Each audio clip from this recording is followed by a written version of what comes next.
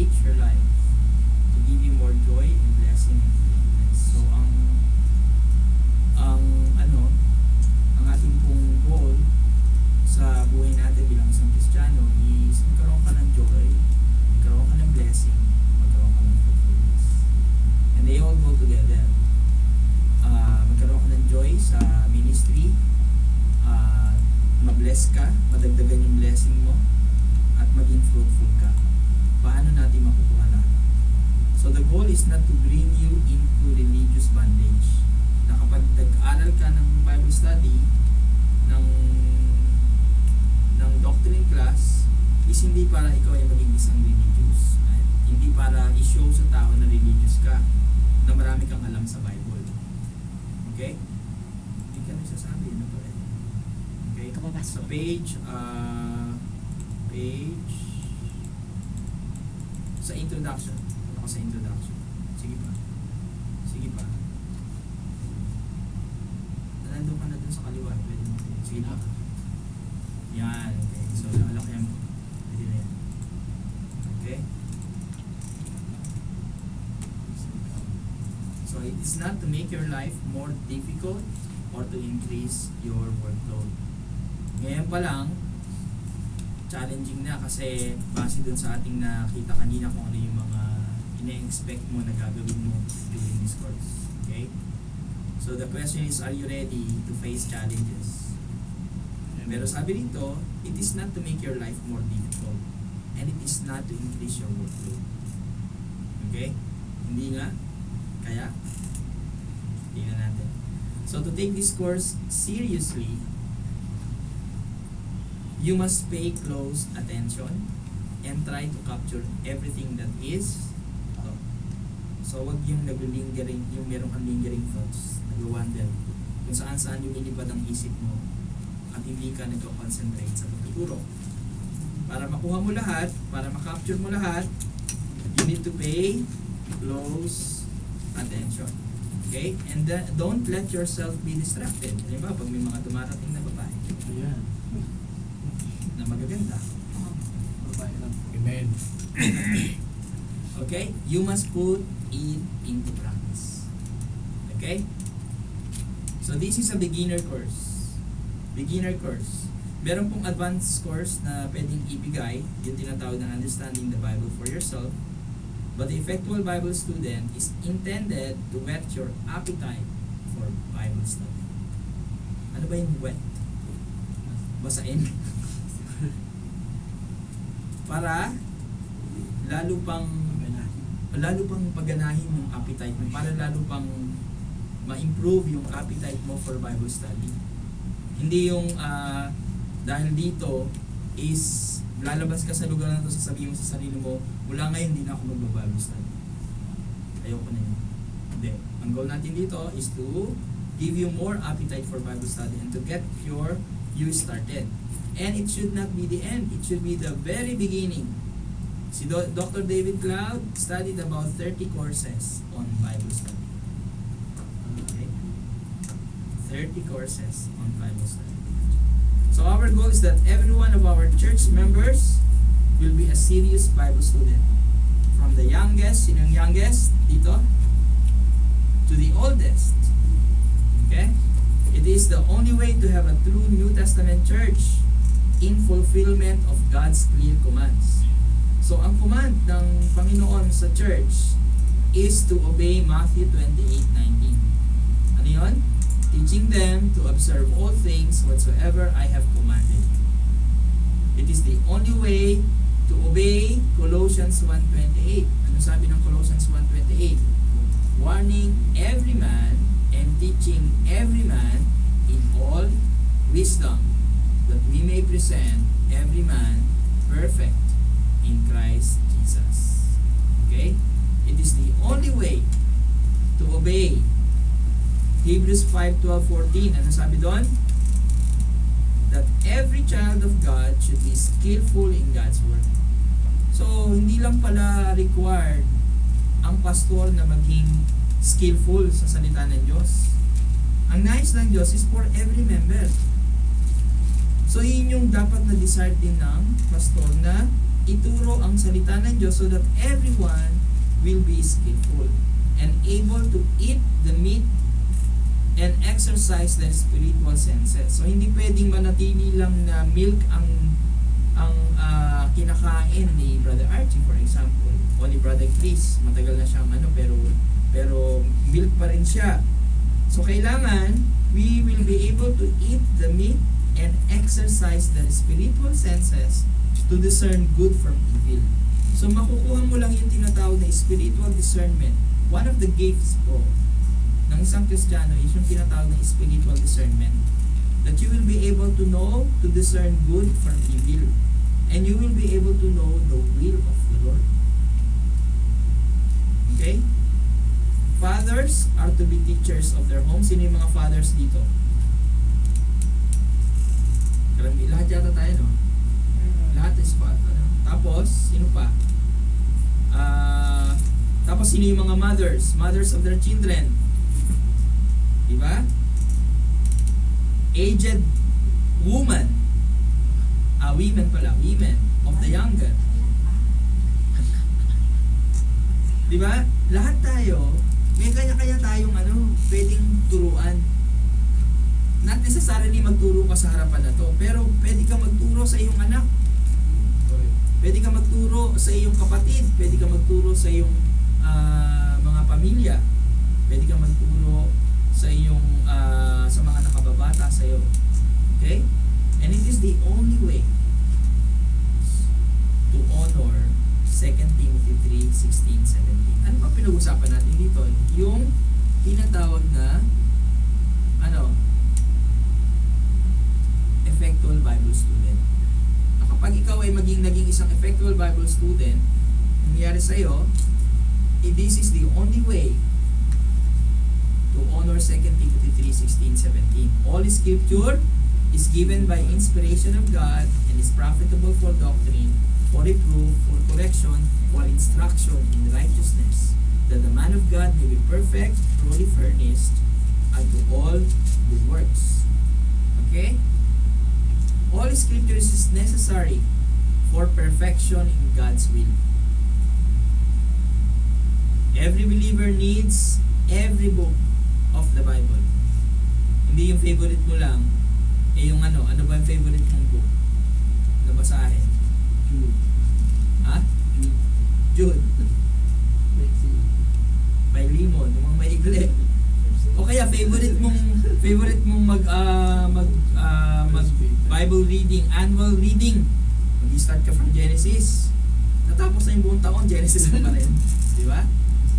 Nangyari sa akin yun once. Natapos na yung buong taon, Genesis pa rin. Okay? So, ano pa? To be a serious Bible student, seryosong Bible student ha? Hindi natin kailangan ng hindi seryoso rito. Kung seryoso kang Bible student, it is the only way to prepare for God's service in this world.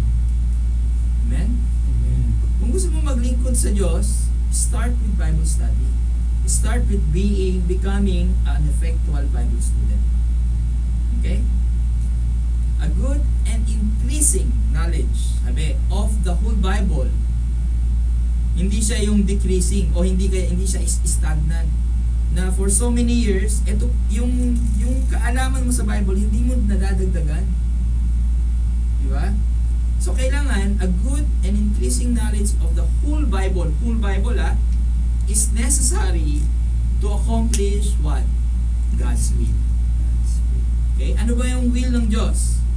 Every believer is a teacher. Okay? Basahin nga natin yung Hebrews 5:12. Hebrews 5:12-14.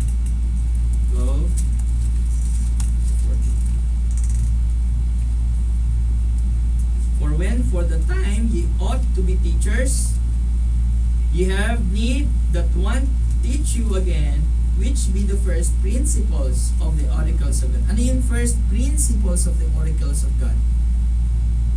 The biblical principles of the Bible. First principles daw. Baka yung mga first principles, hindi natin alam. Ano ba yung mga first principles? Ito yung mga tinatawag na major doctrines of the Bible. And are become such as have need of milk and not of strong meat. Na hanggang milk ka lang. Kailangan din ikaw ay kumain ng strong meat. Bakit? Sabi sa verse 13, for everyone that useth milk is unskillful in the word of righteousness, for he is a babe. So, ang sinasabi ni Paul dito is wag kang manatili na hanggang milk ka lang. You need to what?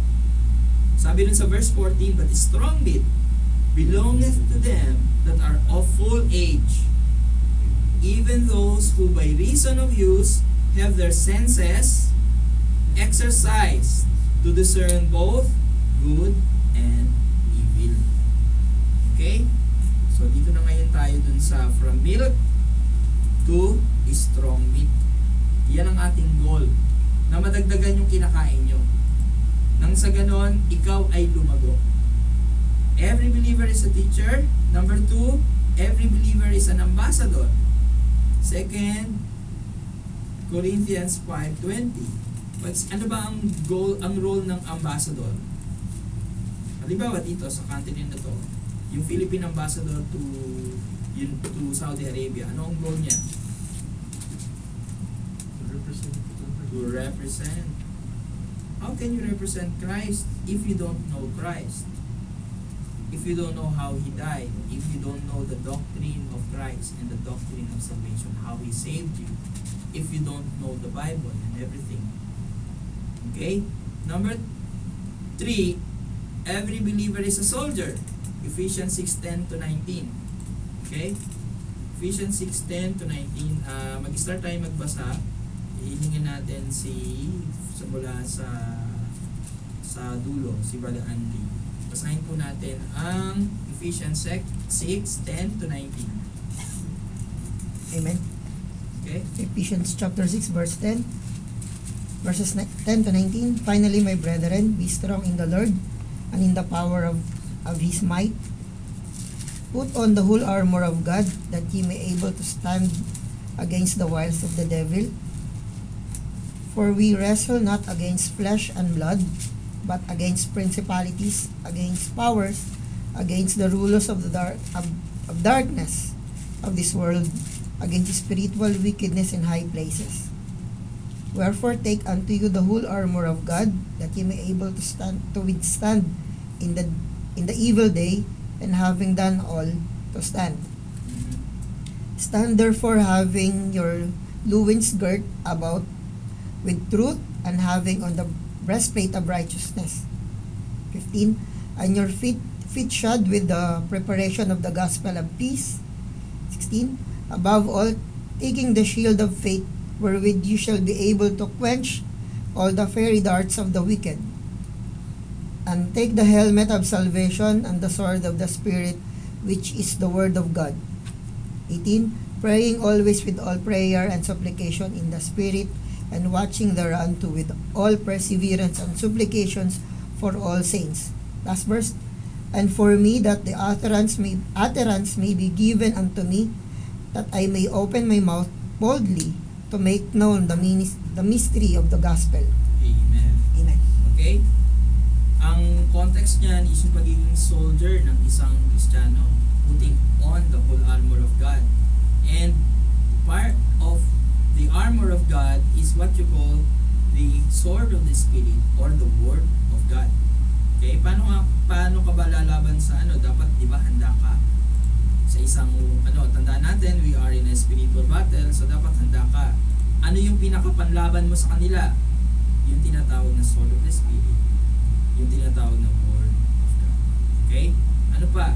A believer is a minister of spiritual gifts. Sinabi natin, a minister of spiritual gifts, ma-exercise mo ang spiritual gifts mo if you become an effectual Bible student. Diyan ngayon lalabas ang iyong gifts kapag ikaw ay naging isang Bible student. Basahin po ni preacher ang Romans 12:3-8. Romans 12:3-8. Romans chapter 12. Verse 3 po. 3, verses 3-8.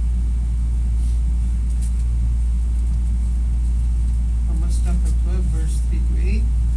For I say, for the grace given unto me, to every man that is among you, not to think of himself more highly than he thought to think, but to think soberly, according as God hath dealt to every man the measure of faith.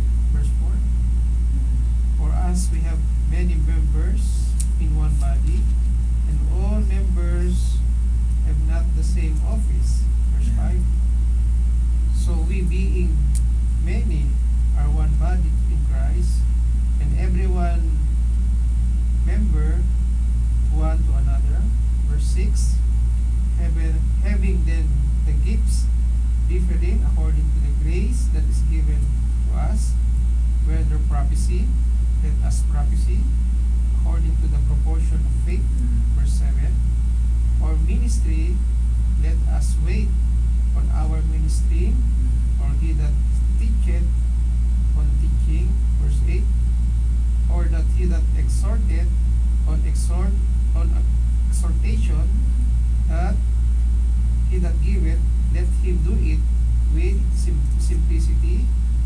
Be that ruleth with diligence. Be that showeth mercy with cheerfulness. Verse 9. Verse 9? Lalo po. Okay. Okay na po yun. Amen. So, ito yung mga spiritual gifts. And most of the spiritual gifts pertain to what? To becoming an effectual Bible student. Paano ka magiging teacher? Paano ka magiging magbibigay ng exhortation? Paano ka mag-minister? Paano ka mag-prophesy? Paano ka mag-preach? Kung hindi ka naging isang effectual Bible student. Okay? Ano pa?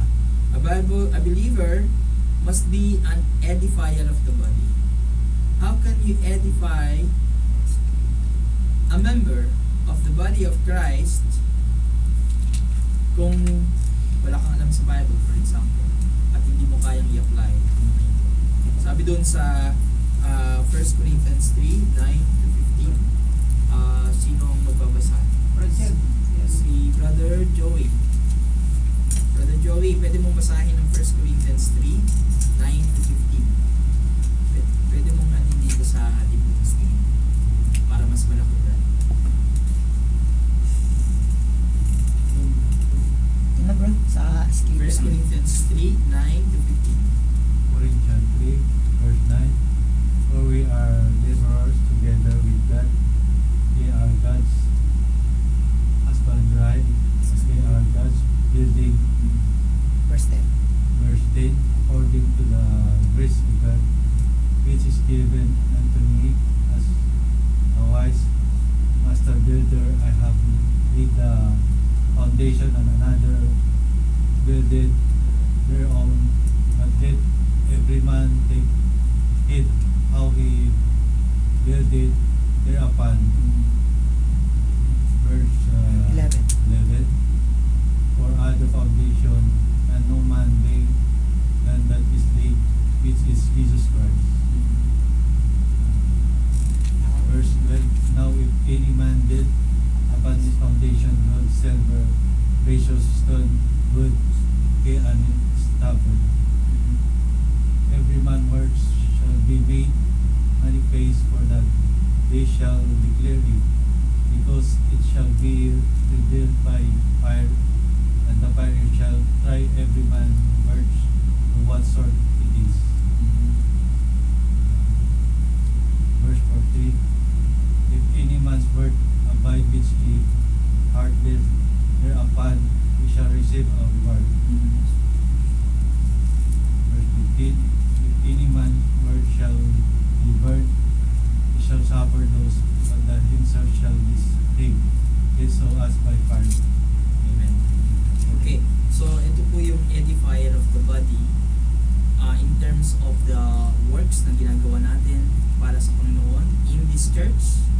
We can edify the body of Christ by becoming an effective Bible student. In Ephesians 4:16, ano sabi doon? Si Brother Archie, Ephesians 4:16. Amen bro. Ephesians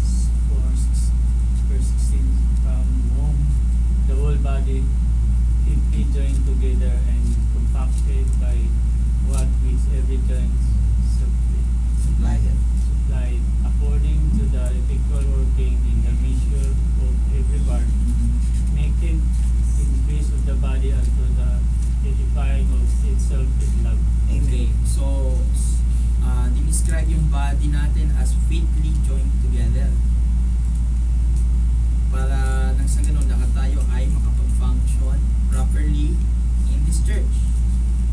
So, para mag-function properly in this church, everyone should be an effectual Bible student. Hindi pwedeng ang nire-require lang na maging magaling or skillful ay yung leader o yung pastor, kundi ang bawat, every single member of the body of Christ.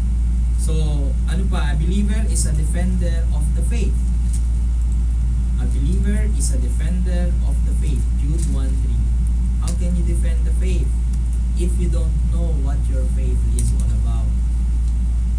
Sabi ni, sinong magbabasa? Si brother? Jeff. Jeff. Jude 1:3. Jude, the servant of Jesus Christ. 3 verse. Verse 3 pa. Yes. Jude 1:3. Okay, verse 3. Beloved, when I gave all diligence to write unto you of the common salvation, it was needful for me to write unto you and exhort you that you should earnestly contend for the faith which was once delivered unto the saints. Amen. So you should earnestly contend for the faith. You should defend. Hindi yung hindi mo alam kung ano yung pinaniniwalaan mo. Tagal mo nang umaattend sa church, pero ano nga ba ang pinaniniwalaan mo? Ano nga ba yung stand ng church? Ano nga ba yung stand when it comes to the Bible? So you should be defender of the faith. Yan po ay utos sa bawat believer. Okay? Ano pa? An exhorter. How can you exhort if you don't know how to exhort based on God's word? Sabi sa Hebrews 3:13, Brother Carlo, Hebrews 3:13. Hebrews 3:13, but exhort one another daily while it is called today, lest any of you be hardened through the deceitfulness of sin. O, ang sabi doon, exhort one another. Hindi siya weekly. Sabi pa nga niya, daily. Okay? Kaya maganda rin na meron kayong communication with the brethren para you can exhort one another. Pero how can you actually exhort one if your exhortation is only based on your opinion? Your exhortation should be based on what the Bible says. Sabihin mo sa kapatid mo, alam mo kapatid, sabi sa Bible, redeeming the time because the days are evil. Mga ganun ba? Ano pa? And Hebrews 10:25, not forsaking, sabi ron, Brother Jen? Hebrews 10:25. 10:25, not forsaking the assembly of ourselves together, as the manner of some is, but exhorting one another, and so much the more, as ye see the day approaching. Amen. Okay? Exhorting one another. So, ang exhortation po is a gift na ino-oblige o nire-require ng Diyos sa bawat isa. We need to exhort one another. Pero magagawa mo lang maging effective na exhorter kung ikaw ay marunong maalam sa salita ng Diyos. So these ministries, yung ating mga binanggit, require that every believer be a serious, lifelong Bible student. When did you start becoming a Bible student? Kailan ka ba nag-start na maging isang estudyante ng Bible? Ngayon lang po. First day ko po ngayon. Diba? So, kailangan tayo na maging isang serious daw. Seryoso Hindi tayo naglalaro dito. Hindi magsisimula tayo, hindi natin tatapusin. Sama-sama nating tapusin to at sama-sama tayong lalaro sa salita ng Diyos. Amen? Sabi ron, that every one of our church members be a serious Bible student is the only way to have the families that please God and accomplish His will. Huwag niyong sarilinin. I-share niyo sa inyong pamilya. Isa lang ang family dito, si Brother Carl. Pero tayo puro ang family natin nasa ibang lugar. Pero dapat meron tayong desire na ma-share din sa kanila yung ating pong pag-aaral. Okay? Fathers and mothers must be serious Bible students. In order educate and evangelize and disciple their children. Deuteronomy 6:4-9. Brother Roland. Deuteronomy 6:4-9. Deuteronomy 6:9. Hear, O Israel, the Lord our God is the one Lord. Verse 5. And thou shalt love the Lord thy God with all thy heart, and with all thy soul, and with all thy might. Yes, po, brother. Hanggang Hanggang Verse 9 po. 6. And these words which I command, they shall be in thine heart. Verse 7. And thou shalt teach them diligently unto thy children, and shalt talk of them when thou sittest in thine house, and when thou walkest by the way, and when thou liest down, and when thou risest up. Verse 8. And thou shalt blind them for a sign of thine hand, and they shall be as frontlet between thine eyes. Last verse. Last verse. Verse 9. And thou shalt write them upon the post of thy house, and on thy gates. Amen. Okay. So, ito po yung command sa ating po mga fathers and mothers na i-guide nyo sila sa salita ng Diyos. Sabi pa nga dun maglagay kayo ng mga post-its. I-post nyo sa wall para makita nila, para ma-remind sila, ito ang sinabi ng kasulatan. Diba? So, kailangan tayo as fathers and mothers, as parents, we should be diligent in Bible study to become a serious Bible student. Mahalaga po yan para na sa ganun, maturuan niyo yung inyong mga anak. Amen?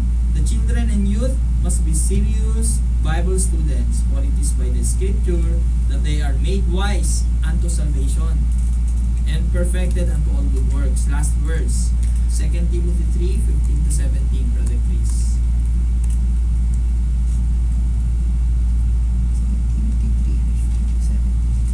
Amen.